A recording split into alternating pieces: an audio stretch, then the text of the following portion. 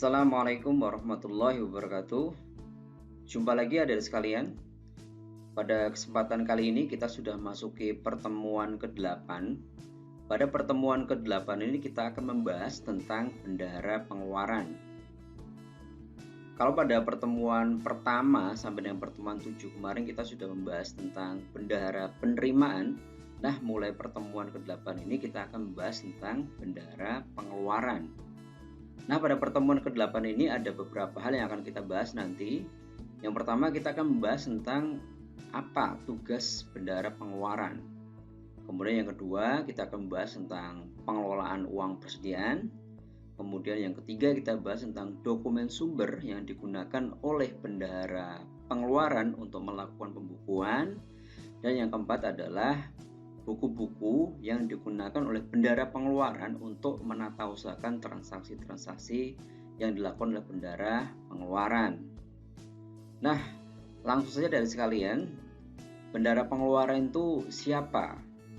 Jadi bendahara pengeluaran adalah orang yang ditunjuk untuk menerima. Nah, apa yang diterima oleh seorang bendahara pengeluaran? Tentunya bendahara pengeluaran menerima uang APBN. Nah, kemudian uang yang diterima oleh bendahara pengeluaran, kemudian bendahara pengeluaran akan melakukan penyimpanan. Jadi tugas yang kedua adalah menyimpan. Nah, bendahara menyimpan uang APBN di mana? Bendahara menyimpan uang di rekening, bisa juga di brankas bendahara. Kemudian membayarkan. Jadi setelah menerima, menyimpan, kemudian bendahara juga membayarkan. Membayarkan apa? Membayarkan tagihan-tagihan yang terkait dengan pelaksanaan DIPA. Nah, kemudian atas aktivitas menerima, menyimpan, membayarkan, kemudian bendahara harus menatausahakan. Kemudian sekuen terakhir adalah mempertanggungjawabkan uang untuk keperluan belanja negara dalam pelaksanaan APBN pada kantor satker Kementerian Negara atau lembaga. Nah, itulah siapa yang disebut sebagai bendahara pengeluaran. Nah, apa saja tugas bendahara pengeluaran? Tugas bendahara pengeluaran yang pertama adalah menerima dan menyimpan uang persediaan. Jadi bendahara pengeluaran adalah orang yang ditunjuk untuk menerima dan menyimpan uang persediaan. Uang persediaan sendiri adalah uang muka kerja dalam jumlah tertentu yang akan digunakan untuk membayarkan tagihan dalam kaitan untuk operasional satker gitu ya. Kemudian yang kedua adalah melakukan pengujian tagihan yang akan dibayarkan melalui uang persediaan. Jadi bendahara pengeluaran itu diberikan kewenangan untuk menguji tagihan. Jadi atas perintah bayar yang disampaikan oleh PPK, maka kemudian bendahara akan melakukan pengujian apakah perintah bayar itu layak dibayarkan melalui UP atau tidak. Kemudian yang ketiga adalah melakukan pembayaran yang dananya berasal dari uang persediaan. Jadi atas perintah bayar dari PPK tadi, kemudian dilakukan pengujian oleh bendahara pengeluaran. Nah, apabila layak dibayar, maka kemudian bendahara akan melakukan pembayaran yang berasal atau dananya berasal dari uang persediaan. Kemudian yang keempat, bendahara juga diberikan kewenangan untuk menolak perintah bayar apabila tagihan tidak memenuhi persyaratan untuk dibayarkan. Jadi di sini bendahara berwenang menguji dan juga berwenang untuk menolak perintah bayar apabila ternyata tagihan yang disampaikan oleh PPK ternyata tidak memenuhi persyaratan. Kemudian tugas yang kelima adalah melakukan pemotongan atau pemungutan dari pembayaran yang dilakukan atas kewajiban kepada negara.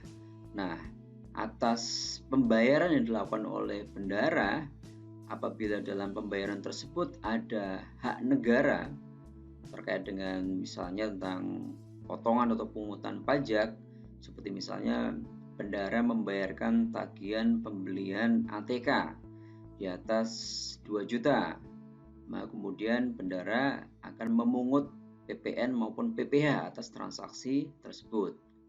Kemudian tugas bendahara berikutnya adalah menyetorkan pemungutan atau pemotongan kewajiban kepala negara ke rekening kas umum negara.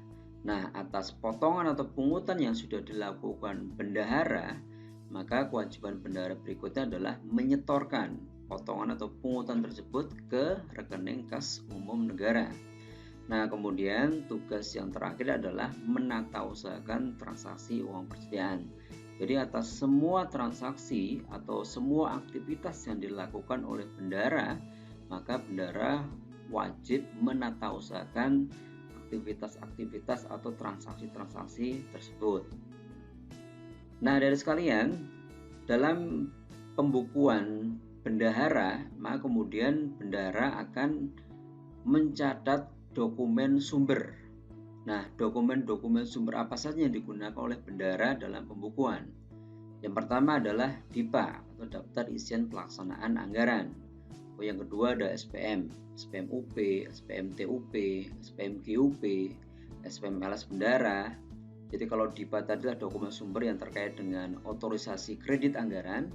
Nah, kalau SPM UP, SPM TUP, GUP, LS Bendahara adalah dokumen sumber yang menunjukkan penerimaan uang. Kemudian ada SSP, ada SSBP, ada SSPB atau surat setoran pajak, surat setoran bukan pajak, dan surat setoran pengembalian belanja. Nah, ini dokumen sumber apa? SSP, SSBP, atau SSPB adalah dokumen sumber untuk pengeluaran. Jadi bendahara setelah memungut pajak, kemudian bendahara menyetorkan. Menyetorkan dengan apa? Dengan dokumen SSP. Kemudian selain itu ada juga dokumen SPBY, surat perintah bayar. Nah, surat perintah bayar ini adalah dokumen sumber terkait dengan pengeluaran. Karena nanti bendahara akan menerima surat perintah bayar dari BPK, kemudian setelah dilakukan pengujian, nah kalau dalam pengujian tersebut layak dibayar, maka bendahara akan membayarkan, jadi SPBY. Kemudian ada kwitansi. Nah, kwitansi ini adalah merupakan dokumen pelengkap dari surat perintah bayar. Jadi surat perintah bayar itu kemudian dilengkapi dengan dokumen kwitansi atau SPJ. Kemudian ada dokumen atau daftar pembayaran LS bendahara. Nah, ini adalah dokumen sumber untuk pengeluaran bagi bendahara.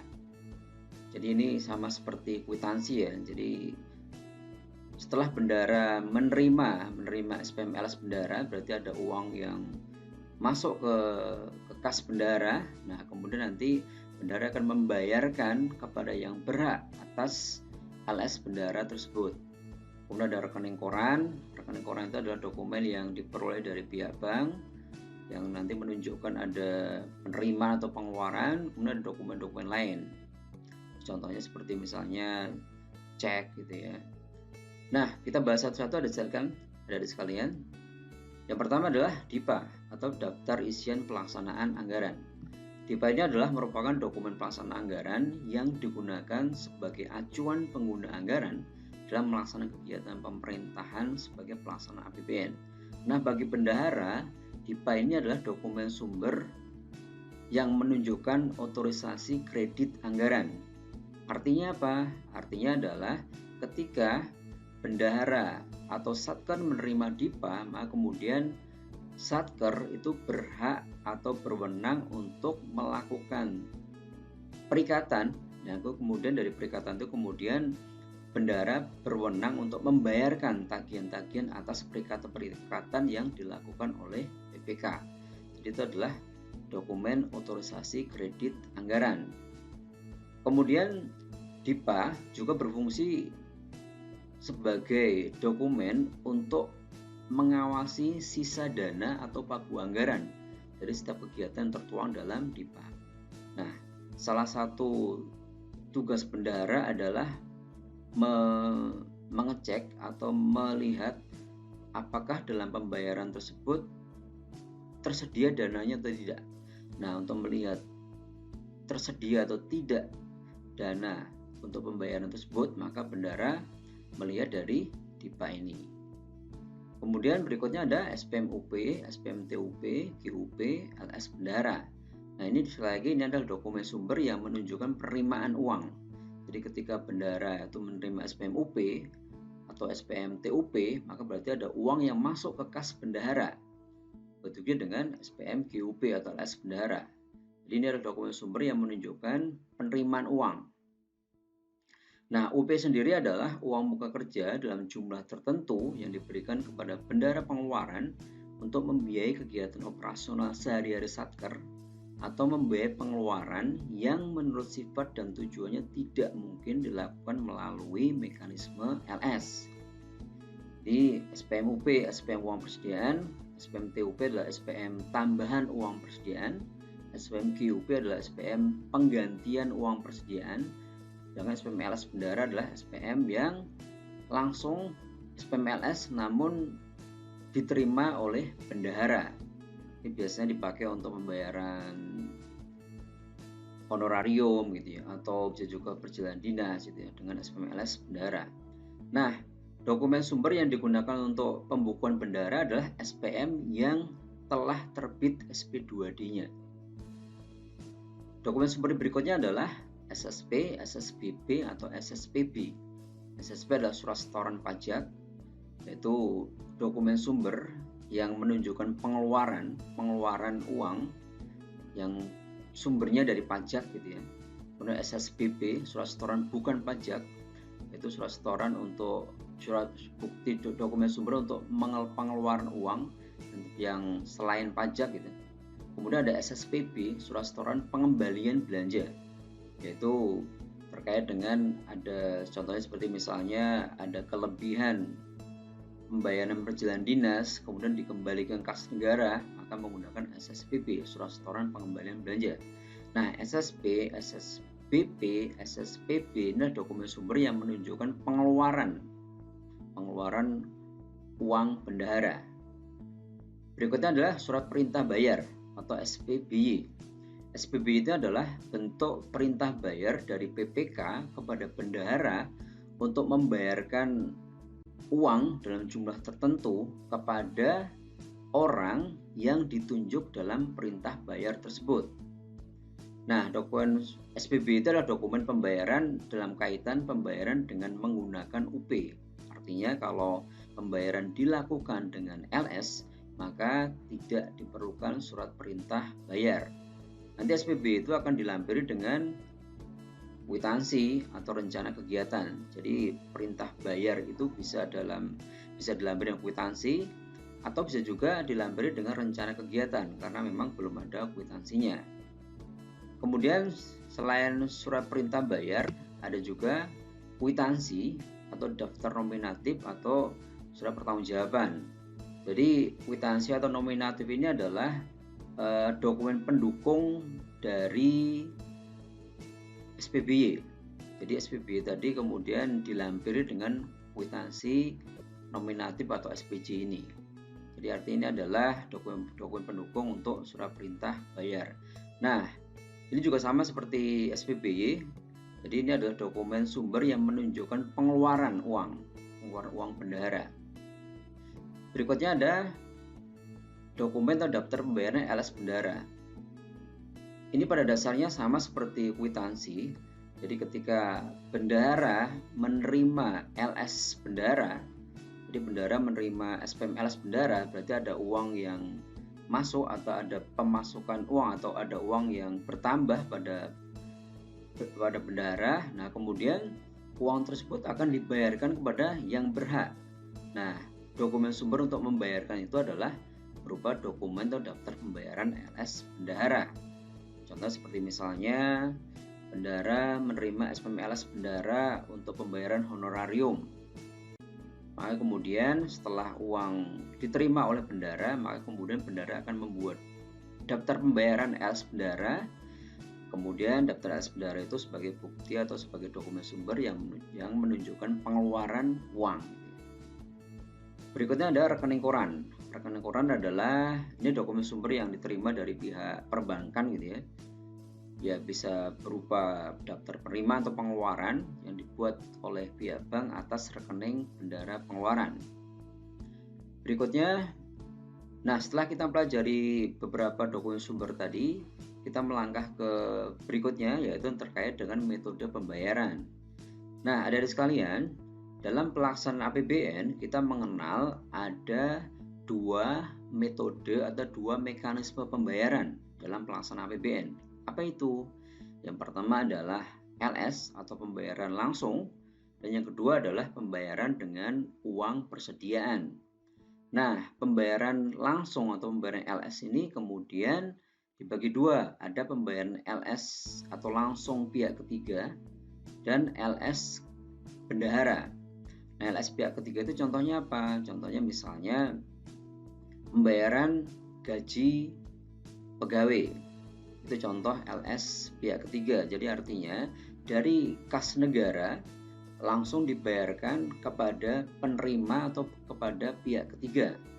Jadi dari kas negara langsung dibayarkan kepada pegawai yang berhak terkait dengan pembayaran gaji. Itu contoh LS pihak ketiga. Nah, LS juga bisa berupa LS bendahara. Nah, kalau LS bendahara maka dari kas negara dibayarkan kepada bendahara terdahulu. Nanti kemudian bendahara akan membayarkan kepada orang yang berhak. Contohnya apa? Contohnya seperti misalnya pembayaran honorarium. Jadi dari kas negara dibayarkan kepada bendahara, kemudian nanti bendahara akan membayarkan kepada orang-orang yang berhak mendapatkan honorarium tersebut. Nah, selain LS, mekanisme atau metode pembayaran yang kedua adalah UP atau uang persediaan, yaitu metode pembayaran yang dilakukan oleh bendahara dengan menggunakan UP atau uang muka kerja yang sudah diterima oleh bendahara pengeluaran. Nah, ada sekalian, terkait dengan dokumen pendukung untuk LS pihak ketiga ada beberapa hal gitu ya.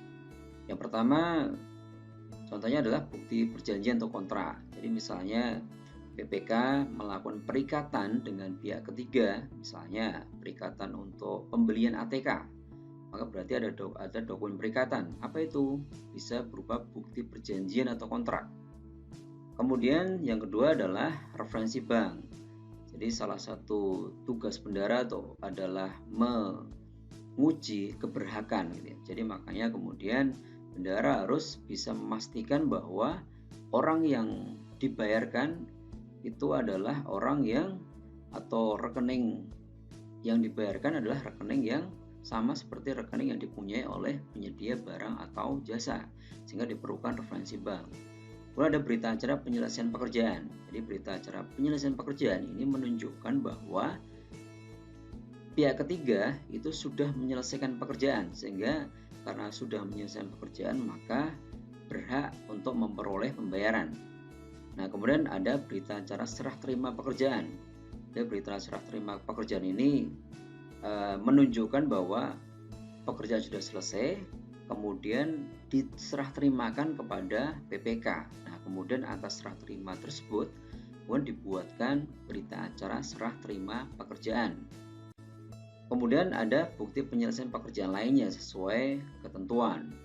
Apa contohnya? Contoh seperti misalnya kwitansi. Nah, dalam kwitansi atau dalam bukti perikatan yang sederhana, contohnya kwitansi tadi, maka penyelesaian pekerjaan bisa ditunjukkan dalam kwitansi tersebut.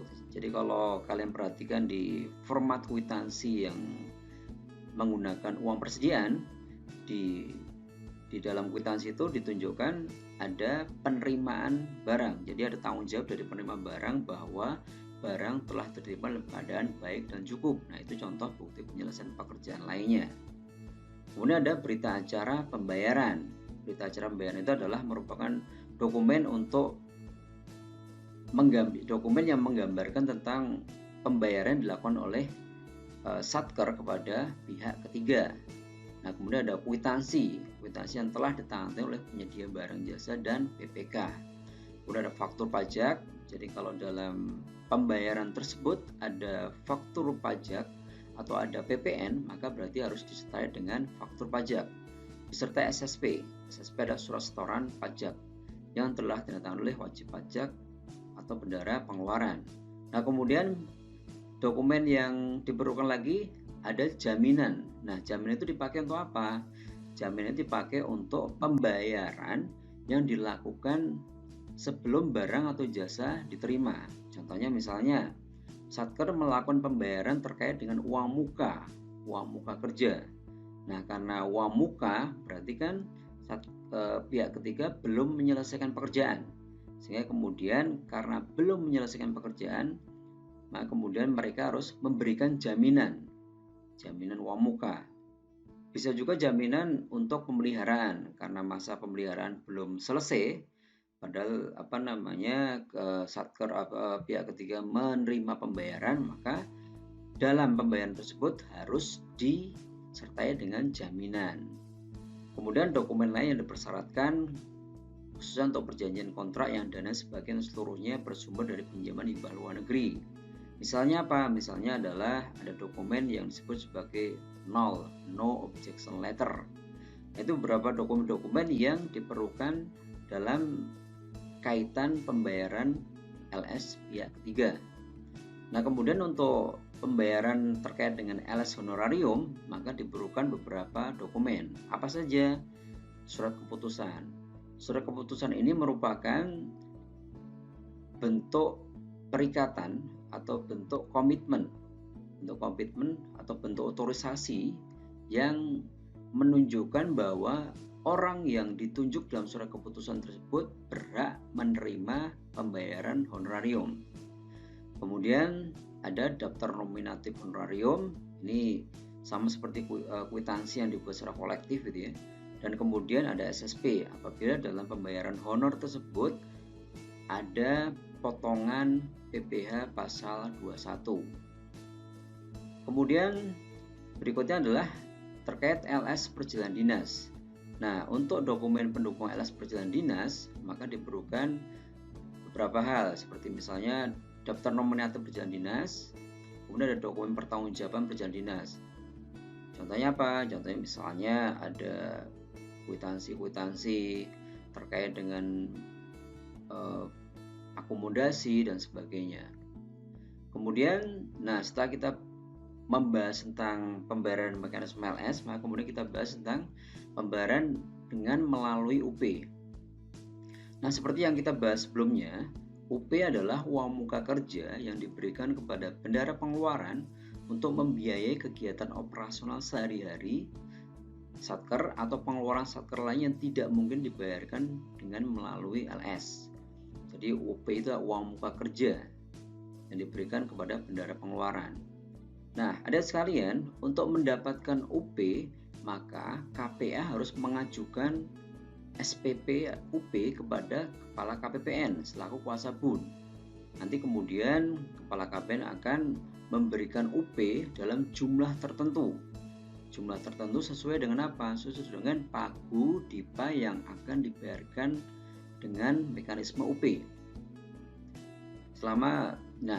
UP itu diberikan untuk pengeluaran Satker selama 1 bulan yang direncanakan. Kemudian ada sekalian, pembayaran UP oleh bendahara pengeluaran atau BPP kepada satu penyedia atau penerima barang jasa itu ditentukan paling banyak 50 juta kecuali pembayaran untuk honor dan perjalanan dinas. Jadi artinya untuk pembayaran untuk honorarium atau perjalanan dinas itu bisa melebihi 50 juta kepada satu penyedia.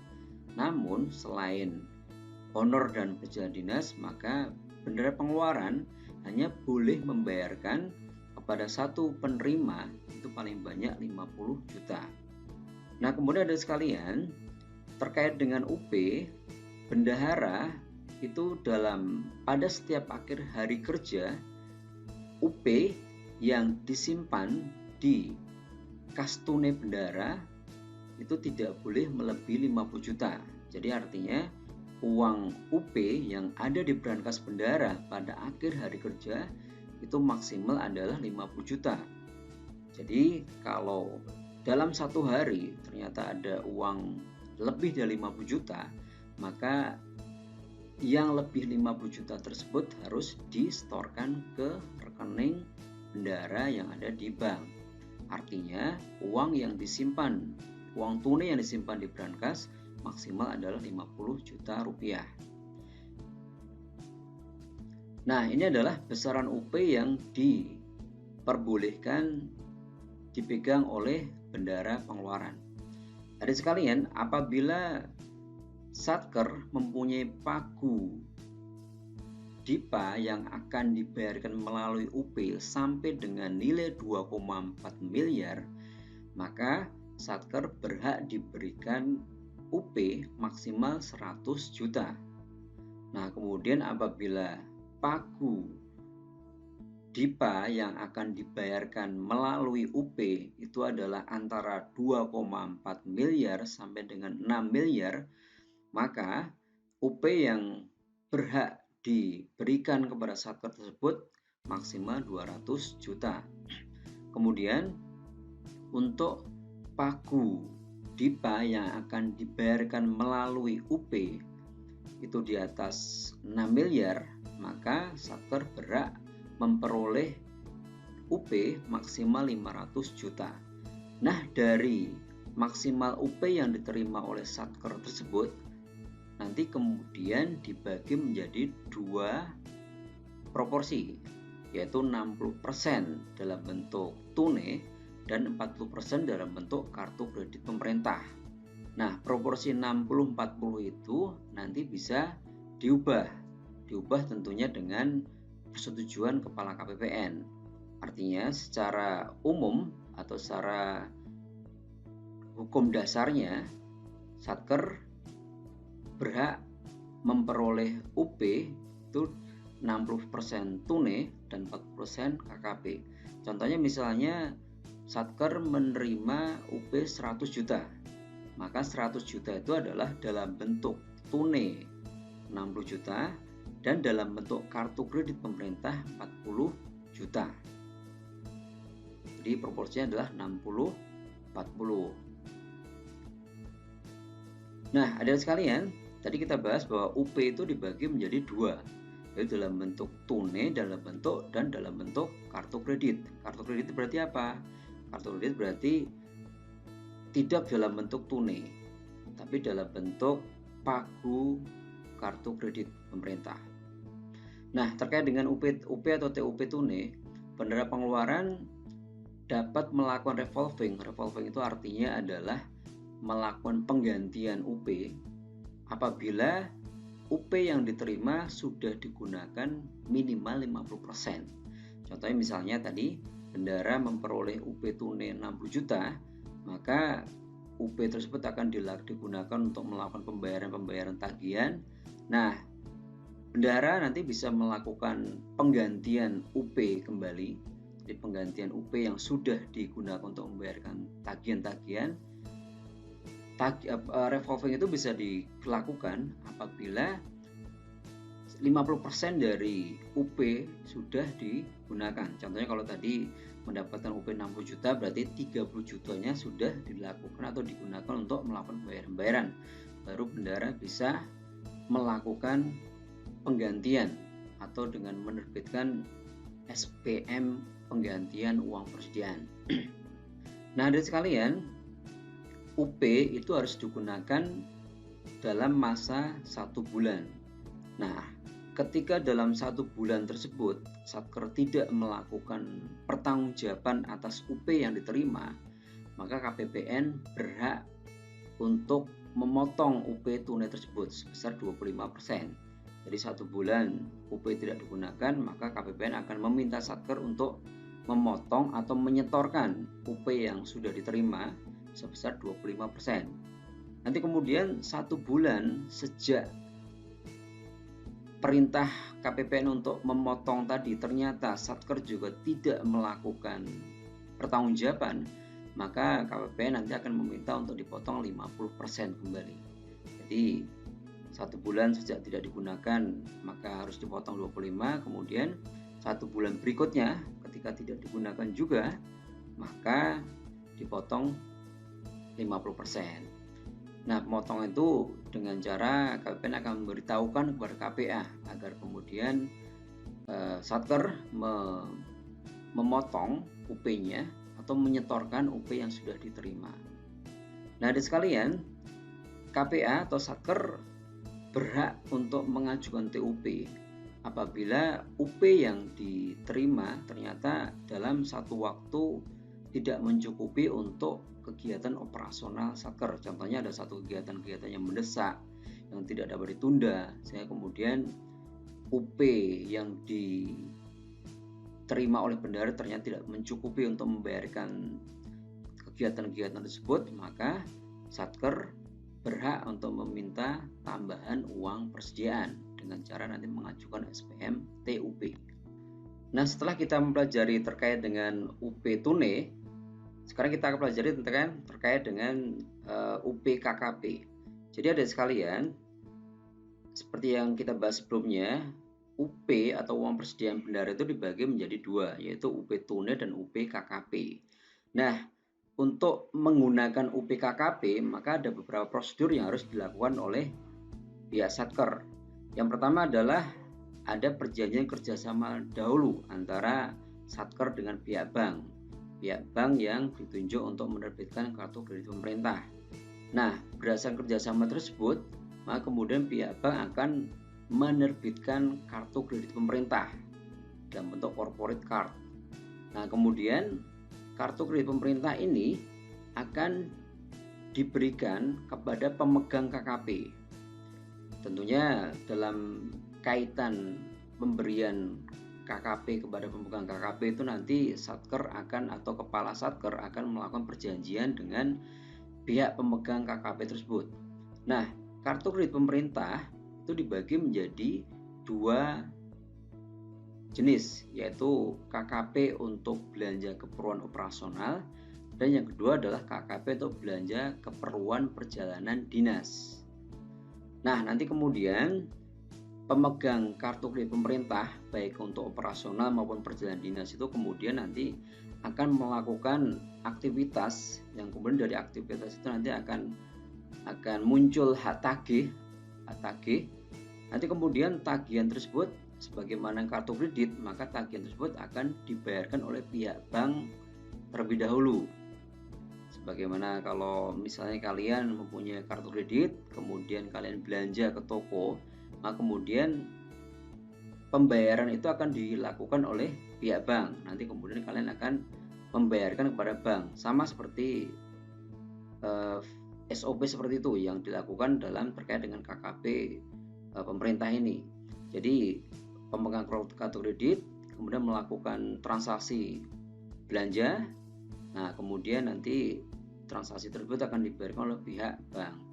Nah, kemudian nanti pihak bank akan menyampaikan tagihan atas transaksi-transaksi yang menggunakan KKP tersebut.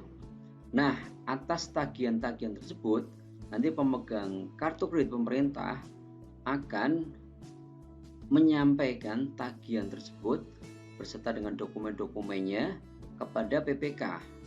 Nanti kemudian PPK akan melakukan pengujian apakah tagihan-tagihan tersebut layak dibayarkan atau layak ditagihkan dari uang persediaan kuota UPKKP.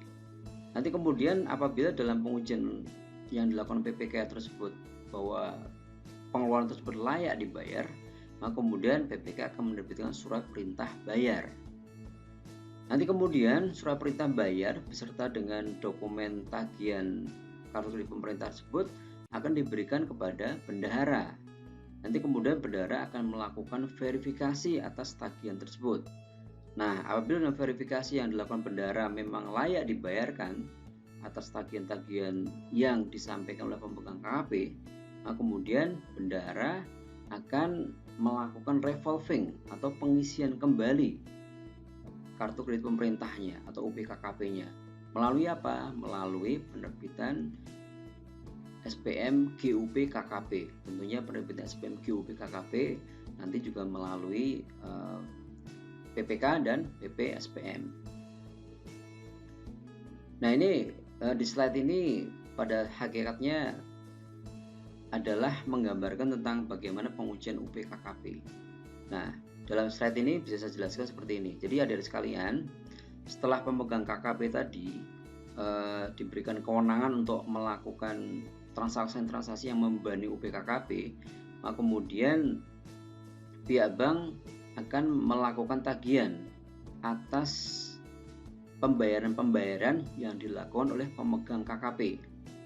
Nah, tagihan tersebut disertai dengan bukti-bukti transaksi yang diterima oleh pemegang KKP, contohnya kwitansi dan sebagainya, nanti kemudian akan disampaikan kepada PPK.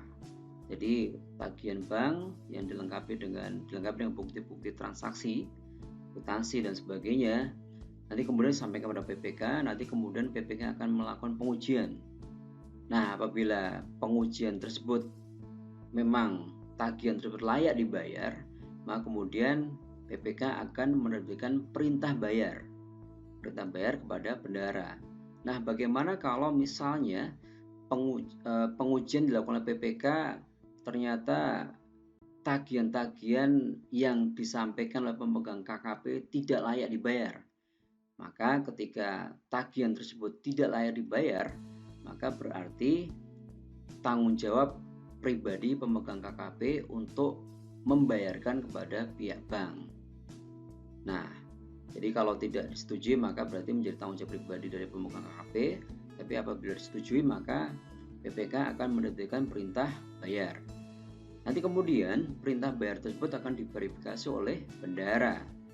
Nah, apabila nanti bendahara melakukan verifikasi dan layak dibayar, maka kemudian bendahara akan mengajukan GUP KKP. GUP KKP akan disampaikan kepada PPK.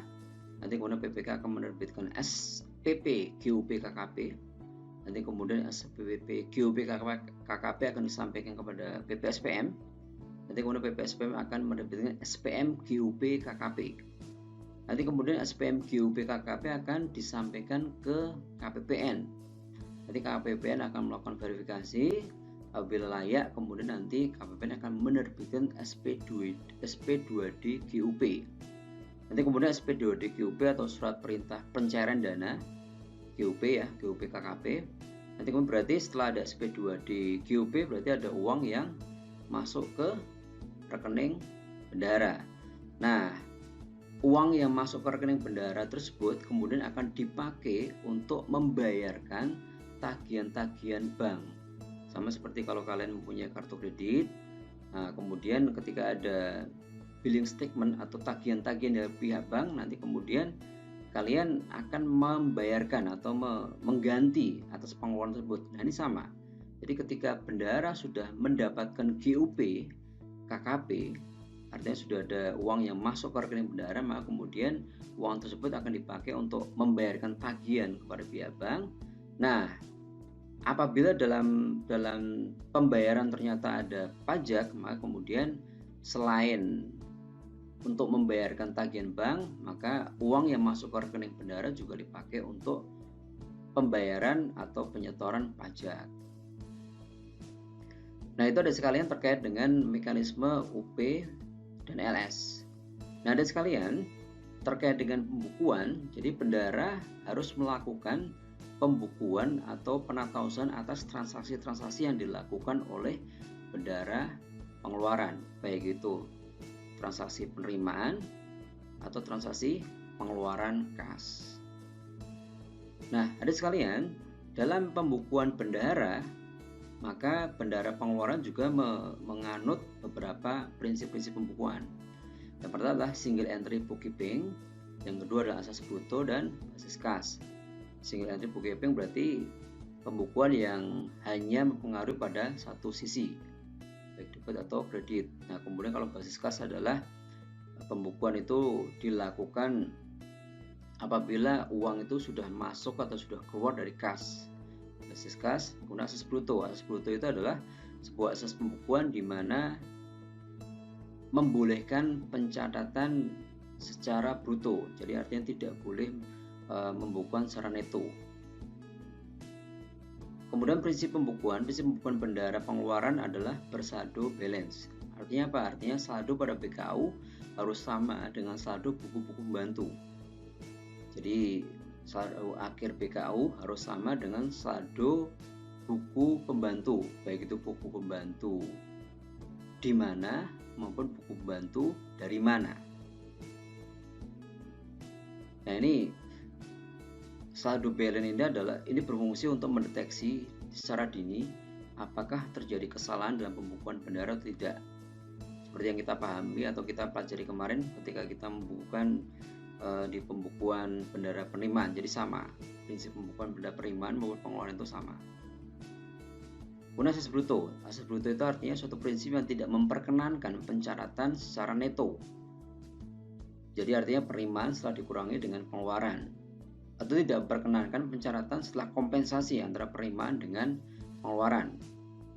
Contohnya misalnya ketika bendahara melakukan pembayaran tunai pembelian ATK sebesar 5.500.000. Nah, dalam pembayaran tersebut sudah termasuk PPN 500.000. Nah, jadi yang dicatat oleh bendahara pengeluaran dalam pembukuannya adalah nilai 5.500.000, bukan 5 juta. Jadi artinya nilai brutonya. Itulah asas pembukuan bendahara. Kemudian ada sekalian, buku yang dipakai oleh bendahara itu ada beberapa hal gitu, atau beberapa macam. Yang pertama ada BKU. Yang kedua ada buku pembantu. Nah, sama dengan bendahara penerimaan yang sudah kita pelajari kemarin, buku bantu juga dibagi menjadi dua jenis. Buku pembantu di mana, yaitu untuk mencatat uang bendahara yang ada di mana, bisa di bank ataupun di tunai gitu ya. Dan buku bantu dari mana berarti uang bendahara yang sumbernya dari mana, bisa dari UP, bisa dari LS bendahara, bisa dari pajak, bisa dari lain-lain gitu ya. Dan yang ketiga adalah buku pengawasan anggaran belanja, itu untuk mengawasi pagu atau untuk mengawasi realisasi DIPA Satker. BKU adalah buku yang digunakan untuk mencatat semua transaksi keuangan yang dilakukan oleh bendahara pengeluaran yang berkaitan dengan belanja negara. Nah, sama seperti pembukuan bendahara penerimaan, BKU juga dibagi menjadi dua, yaitu BKU halaman 1 dan halaman 2. Halaman 1 terkait dengan identitas satker, halaman 2 adalah terkait dengan transaksi-transaksi penerimaan atau pengeluaran yang dilakukan oleh bendahara pengeluaran. Kemudian berikutnya adalah buku pembantu. Nah, sama seperti buku pembantu yang dipakai oleh bendahara penerimaan, buku pembantu bendahara pengeluaran juga dibagi menjadi dua kelompok besar, yaitu buku pembantu di mana dan buku pembantu dari mana. Buku pembantu di mana itu berarti adalah buku pembantu yang dipakai bendahara pengeluaran untuk mengawasi uang bendahara yang bisa ditunai, bisa di bank, bisa di BPP, atau bisa di pemegang uang muka. Sehingga buku pembantu ada buku pembantu kas tunai untuk mengawasi uang bendahara yang ada di brankas, buku pembantu bank untuk mengawasi uang bendahara yang ada di bank, buku pembantu BPP yaitu buku pembantu yang digunakan oleh bendahara untuk mengawasi uang bendahara yang ada di BPP atau dipegang oleh bendahara pengelola pembantu. Dan yang keempat adalah buku pembantu yang dipakai oleh bendahara pengeluaran untuk mengawasi uang bendahara yang dipegang oleh pemegang uang muka, sehingga ada buku pembantu uang muka atau voucher. Kemudian berikutnya adalah buku pembantu dari mana. Jadi buku pembantu dari mana? Buku pembantu yang dipakai oleh bendahara untuk mengawasi uang bendahara yang sumbernya dari mana. Nah, untuk mengawasi uang bendahara yang sumbernya dari UP, maka kemudian bendahara pengeluaran mempunyai buku pembantu UP, yaitu untuk mengawasi uang bendahara yang dari UP. Kemudian untuk mengawasi uang bendahara yang sumbernya dari LS bendahara, maka kemudian bendahara mempunyai buku pembantu LS bendahara, yaitu buku pembantu yang dipakai oleh bendahara pengeluaran untuk mengawasi uang bendahara yang sumbernya dari LS bendahara. Kemudian buku pembantu pajak, yaitu buku pembantu yang digunakan oleh bendahara pengeluaran untuk mengawasi uang bendahara yang sumbernya dari pajak. Dan yang terakhir adalah buku pembantu lain-lain, yaitu buku pembantu yang dipakai oleh bendahara untuk mengawasi uang bendahara yang sumbernya dari lain-lain, artinya selain UP, selain LS, dan selain pajak. Nah, kemudian terkait dengan format bukunya, ini hampir sama dengan format buku yang dipakai oleh bendahara penerimaan, jadi ada BKU, berurutan seperti ini ya, ada BKU halaman pertama ada identitas satker, ada tahun anggaran, kementerian dan sebagainya. Kemudian halaman 2 ini adalah halaman yang dipakai untuk mencatat transaksi-transaksi bendara. Jadi ada tanggal, nomor bukti, urean, debit kredit, saldo. Kemudian ada buku pembantu ya, buku pembantu. Format seperti ini, ada tanggal, nomor bukti, urean, debit kredit, saldo. Ini dipakai untuk buku pembantu kas tunai, kas bank, UP, buku pembantu UP dan sebagainya, kecuali buku pembantu pajak, karena buku pembantu pajak nanti ada format tersendiri. Untuk buku pembantu pajak itu nanti dirinci pajaknya jenisnya apa, apakah PPN ataukah PPh 21, 22 dan 23. Jadi ada rincian untuk penerimaan untuk masing-masing jenis pajak. Kemudian berikutnya adalah buku pengawasan anggaran belanja BPAB. Ini dipakai untuk mengawasi realisasi pagu DIPA dari Satker. Ini hampir sama seperti BPAP kalau kita kemarin belajar di buku di penerimaan ya, buku pengawasan anggaran pendapatan. Kalau ini buku pengawasan anggaran belanja. Jadi dipakai untuk mengawasi pagu setiap akun bendahara. Jadi contohnya misalnya ada akun 52111 belanja operasional keperorangan perkantoran. Nah, sisanya ada berapa? Yang diawasi dengan buku pengawasan anggaran ini. Nah, demikian ada sekalian pembahasan kita terkait dengan bendahara pengeluaran. Nah, untuk bagaimana teknis pembukuan nanti kita akan pelajari di pertemuan-pertemuan selanjutnya. Nah, mudah-mudahan bisa dipahami. Selamat belajar. Assalamualaikum warahmatullahi wabarakatuh.